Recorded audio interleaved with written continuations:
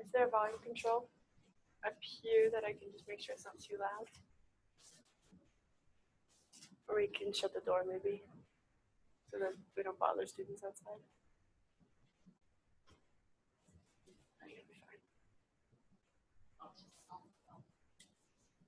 Okay, I think I will start. Welcome everybody to Emma Carlson, who is going to talk about the English Minnits. Learn English in just a minute with special collaborators Ola Borson and Andrews Linden. So welcome, Emma, and be sure you fill out one of the evaluation forms at the end. And we can get started. Okay. Hi, everybody. So what I'm going to talk about today is an experience that I had really this past year. I'm a student at the university, and this past year I was fortunate enough to study abroad in Sweden for the year. I got to take a class that sent me to different schools, so I stayed there for about a week at each school, and then I found this one school where I had a friend, Ola Borson, who's the teacher, and I ended up staying there for the whole year and working with him. And he was the English teacher as well as the technology advisor, so we got to play around with a lot of different technology, and the application that I'm talking about today is an English learning game called the English Minnits, and we got to play with it there for the first time. And so I'm going to show you guys a little bit of a trailer about the game and talk about the game, but what I'm going to focus on really is talking about the ideas behind the game and the ideas of the technology behind the game. So we're not going to go a ton into how the game is played, but at the very end, if you guys want to, we can have little free trials, and so we can all play the beginning of the game as well. So here is the trailer for the game.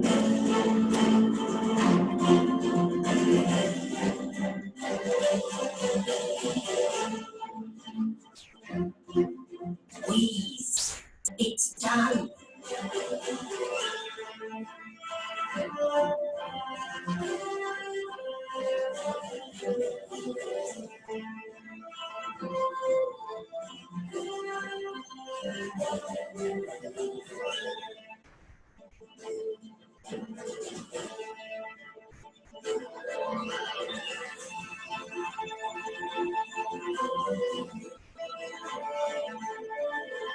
Now you are ready to fight the dragon.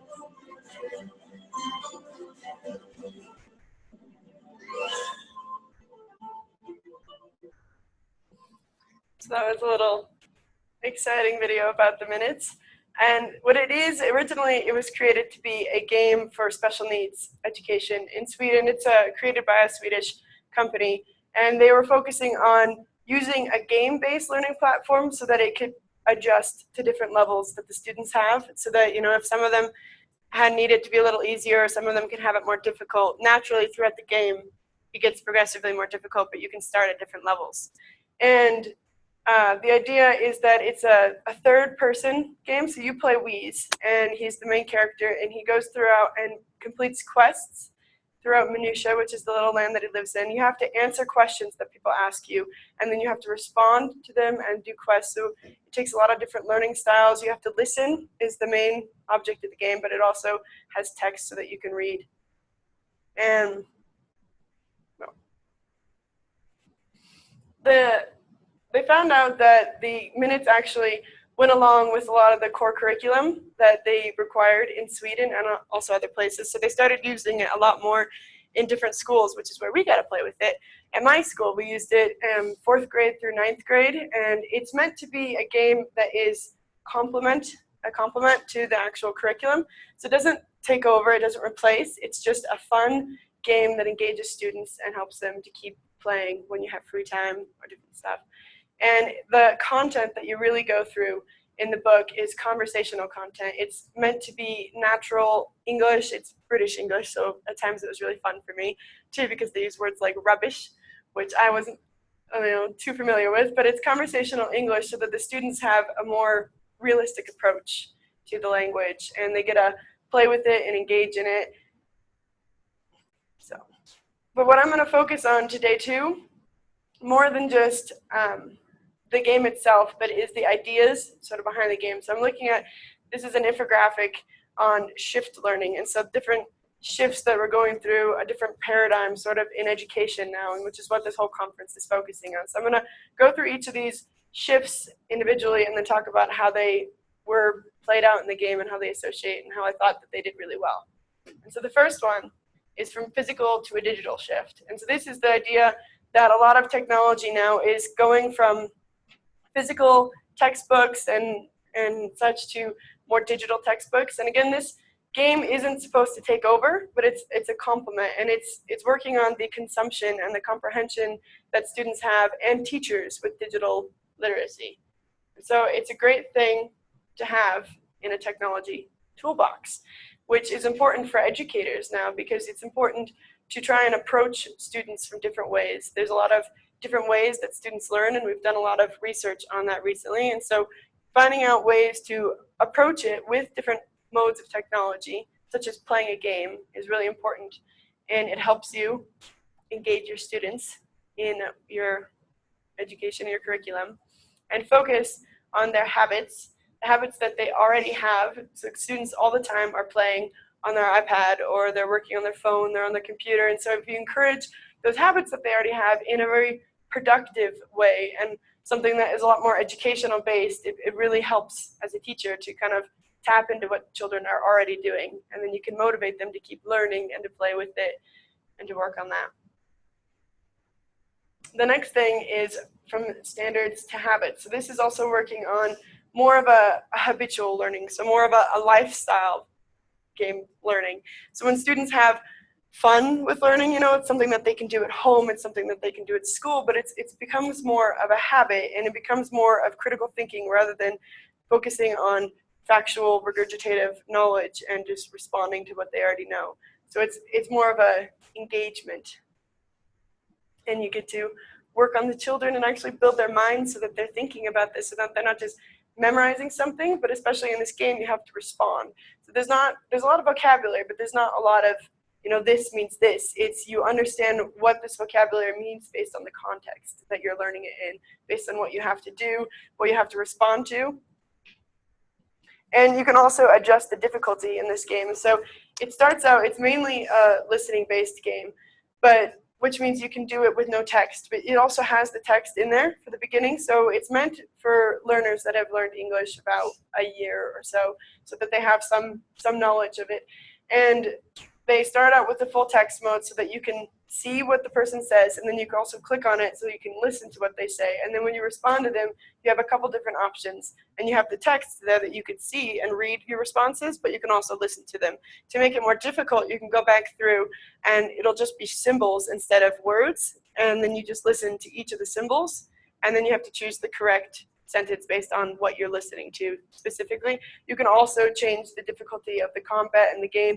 The game itself progressively gets harder as you complete scene after scene. So you get more difficult questions.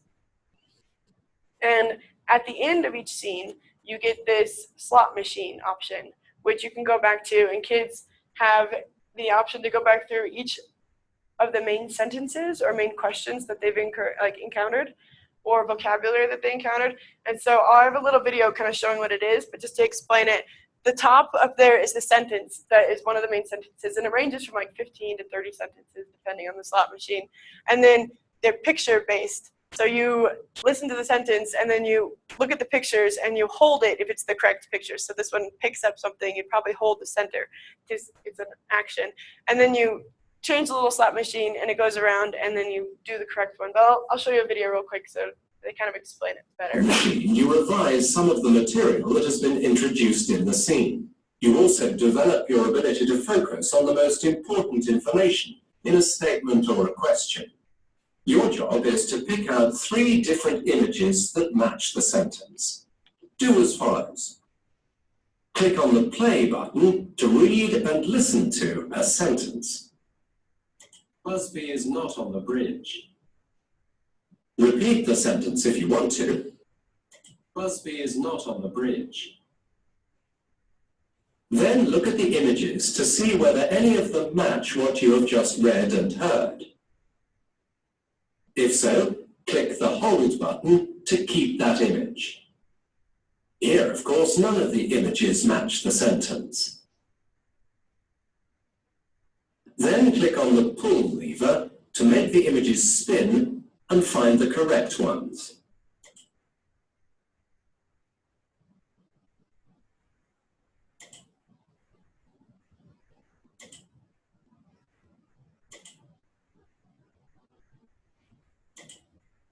Click on the lever to correct your answer. Read and... So that is basically what it is. It's a lot of picture-based learning. So you have to not only associate it with the sounds and the text that you're reading, but also with images. And those images, as you go through the game, you are familiar with them. So you know who Busby is, you know all of this. And so you become familiar and you can associate that and really engage.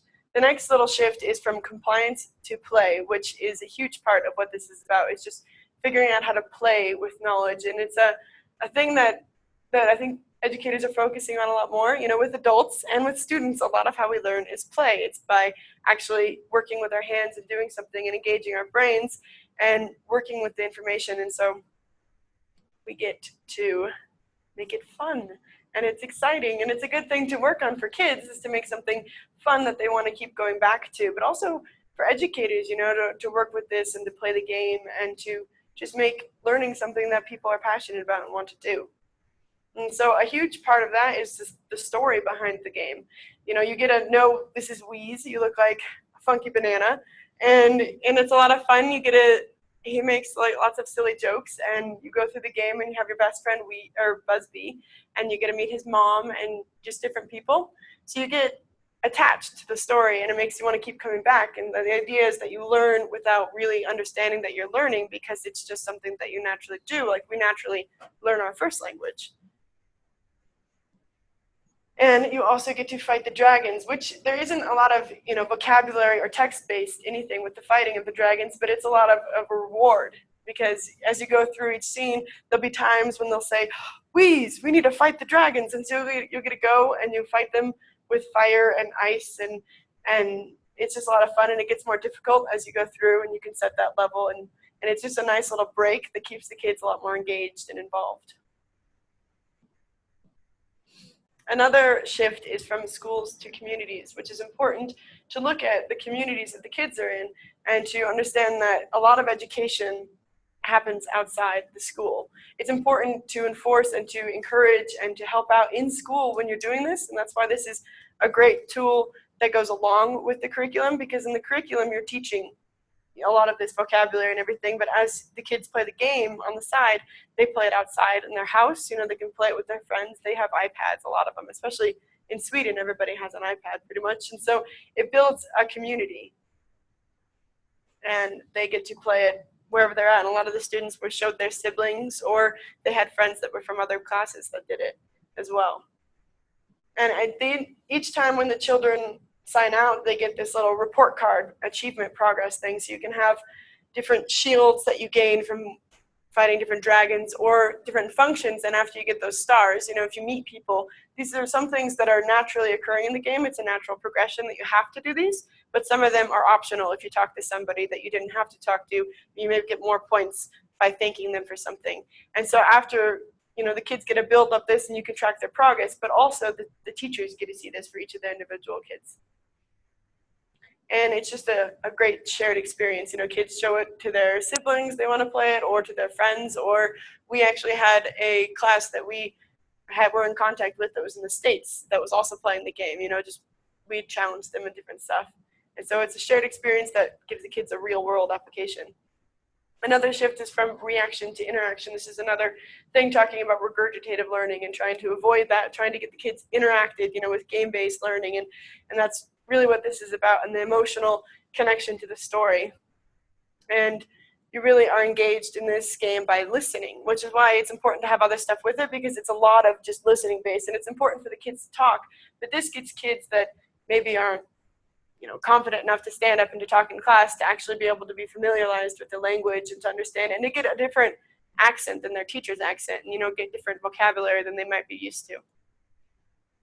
And you have to complete the quest throughout. So you have to understand contextual language. If somebody says, I need you to go and find these 5 things for me, then all of a sudden you're just left, and you as a student have to understand what they've asked you to do, and then you have to go and do it.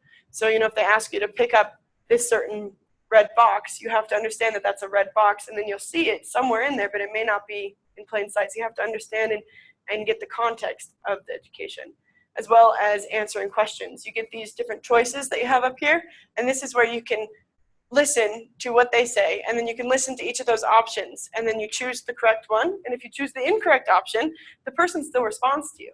So if they say, are you going to the railway station? And you say, very nice. They'll say, well, that's not what I asked. Are you going to, like, what's nice? Are you going to the railway? And they're pretty comical about it. You know, hello there, gorgeous. And so you get to choose. But then you get the options again, but they're mixed up. So you can't just choose the one you didn't choose the previous time. You have to listen to them again and choose the correct one. You know, understand what it is, which is really hard for a kid that's just learning.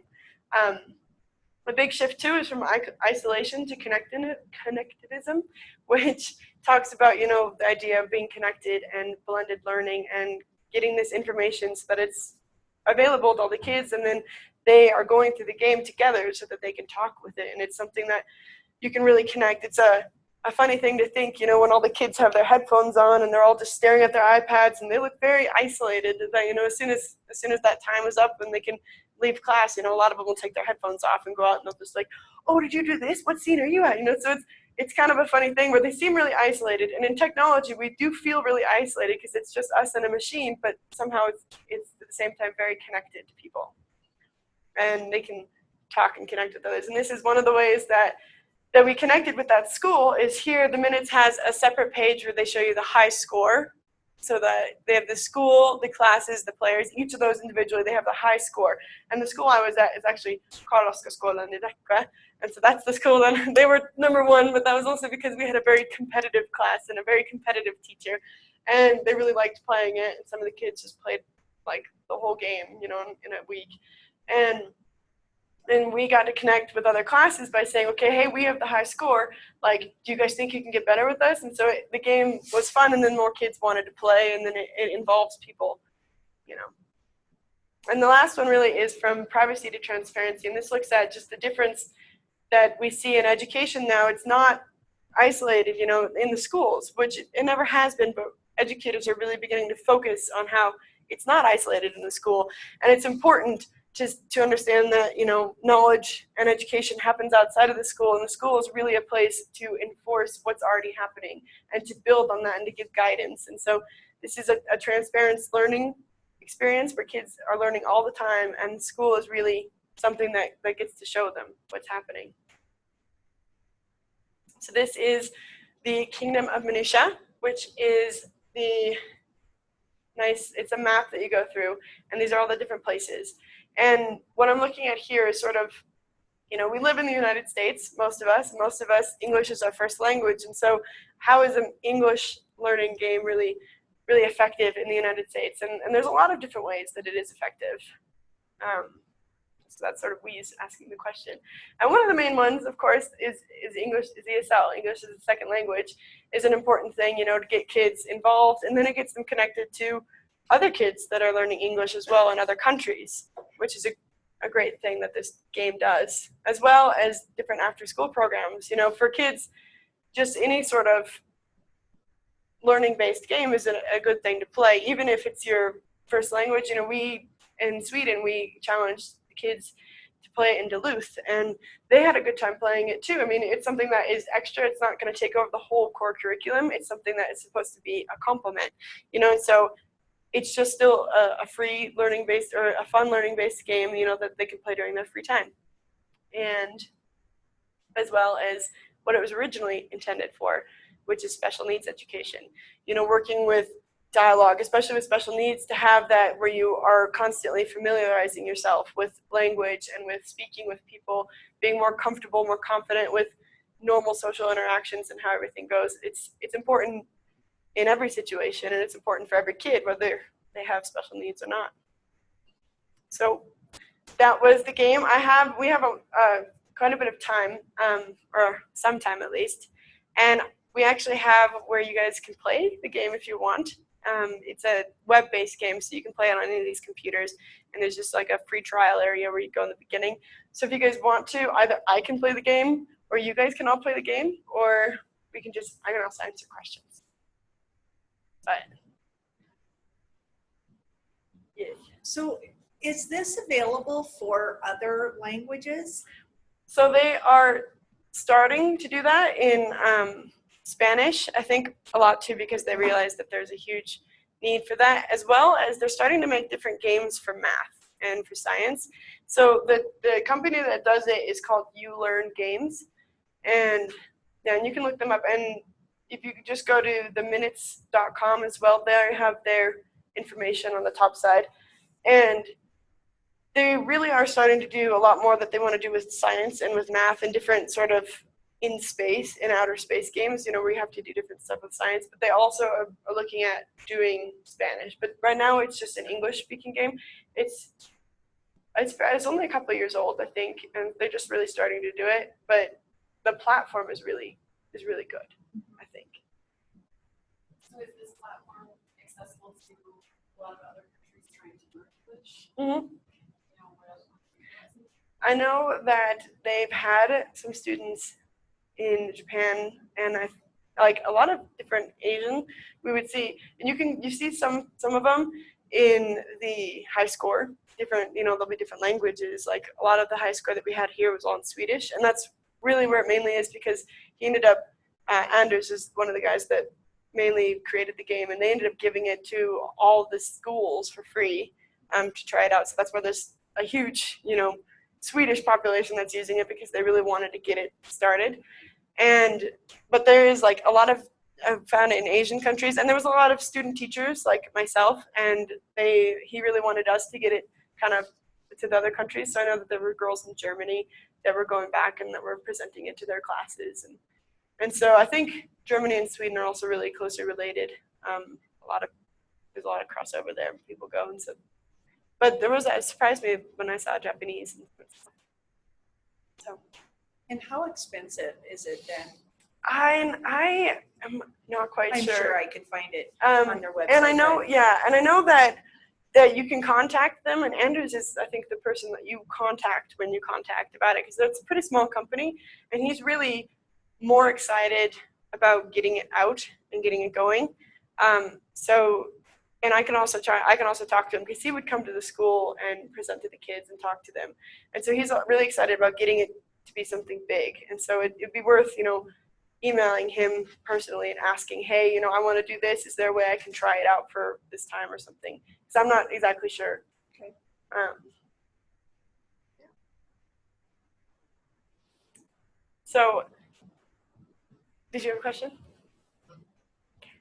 I'm curious, what would you say are the strengths and weaknesses of using video games as educational? No, and there are a lot of things that I saw when I was there that were, weaknesses. Kids, because one of the main things that depends on the game is really the interest level, because there were some kids that were super interested in the game and really liked playing it, and then it was good if you had time that you gave them, that you allowed for it, where they could play it. That was really good. But there were also kids that, didn't want to play it or were too cool, and so it didn't, it doesn't reach everybody. But video games in general, some of the problems are sometimes if kids have, if they don't use the time wisely, like if they try and play the video game the whole time, and also it's really only listening and responding to the listening. So you need a lot of working with handwriting or working with typing, working with building sentences, and speaking is a huge thing with languages that you don't get in here. So it was kind of disappointing sometimes when it was really silent, but that's why it's important to, take that off and to connect and to build on it, because the video game itself can't do the whole thing. It can't be, what you really do. It can't be like the majority. It needs to be a tool that you use in addition. And so that's where it's really good. The problem is when you rely too much on it. It's just an easy out. If you don't know what to do, you just have everybody play video games, but that's not everything that they need to be doing. They need a lot of guidance in addition to it, I think. Yeah. Okay. So I can kind of show you guys the beginning of the game. It's not super exciting in the beginning. Let me see if it'll load on here. But you just go to the Minnits, and I think I might actually need to open up Firefox. But so this is their main page. I got a lot of my graphics from here. so you can tell. And they have a lot of different stuff. So this is where you'd find the pricing, and they have all of that. And then you can contact them, as well as this is the main You Learn Games guys. And so if you play it, we'll see if we have enough time. But you just go through the very first scene anybody can go through. And you are learning who Wheeze is. You get to meet his mom, and he gets prepared for fighting the dragons. And so that introduces you to the place. Try it. And this bug actually here, they added because of a couple of the kids in our class. You know, they would be playing through it and they would find mistakes, and so they'd be like, "Hey, there's a mistake." And so they added this bug option so that if you ever find something, you can report it, which is a really great thing because we had access kind of to the main guy, and so it was a lot of fun to see that. But you go through. Minnits and dragons used to live in peace. Then the railway came. Some Minnits love it, but all dragons hate it.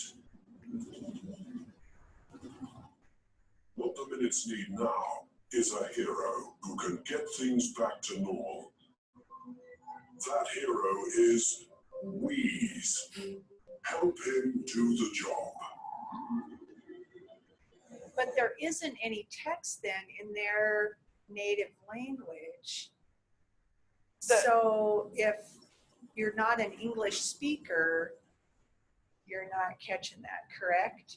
Well, that in the beginning, so there's text. So if you go here and talk to Busby, so you can read the text here, and you can choose to have no text. Right. That's one of the more difficult ones. And so this, in the beginning, it's really easy to. It highlights what you're supposed to say, and if I press here, Sure, Busby. I'll go at once. I only listen to what it's saying. Once I press here, that's Sure, when Busby. I choose what I'm going to I'll go say. at once. So at the beginning, it's really easy. You know exactly what to say. You know exactly what to do. But and it shows you all this. But that's an introduction. As you go through, you'll have several different options, and then you get to choose for the other people what they're going to say and then what you're going to say, so that it makes sense. And it does require you to have they say around a year of education prior. You know, so learning. We started with 4th graders. And in Sweden, though, it's a lot different because they listen to American music and they watch American TV. They have a lot of contact with English prior to learning it, and so they really start learning English in 4th grade. But the 4th graders picked it up pretty well. But this is basically what it is, and you go through the game. And this is the slot machine over here, but you can't play it until you're done with it. But it does take some prior knowledge, and it does depend. Some of the 8th graders, at first didn't think it was really cool. And so sometimes that happens, but the 4th graders really liked it. And you just go through the story and it changes. But Wheeze, my boy, your suit is ready. let's see, it should, after this, give me That's great news. an option of what to do. Go and pick it up. And so now if you didn't understand that, you would be left just doing nothing. You don't really know what to do. So you could re-listen Go to it. and pick it up. And then understand that, she was talking about my suit. And so then you kind of look through here and try and find your suit, and that looks like it. And so you do it, and this really helps you, it steps you through, and so it tells you to go back to her. And then it goes through, and Got it. so this is just the introduction one. Now pick up some fire. You have to go find out what it is. And these are just options, tools that you can do, saving, choosing different suits, looking at the map, and questions if you don't know what to do next, which takes points away, takes your money away, so then it shows you what to do next. But that's the basics of the game. I think that's about all the time I have. Does anybody have a question?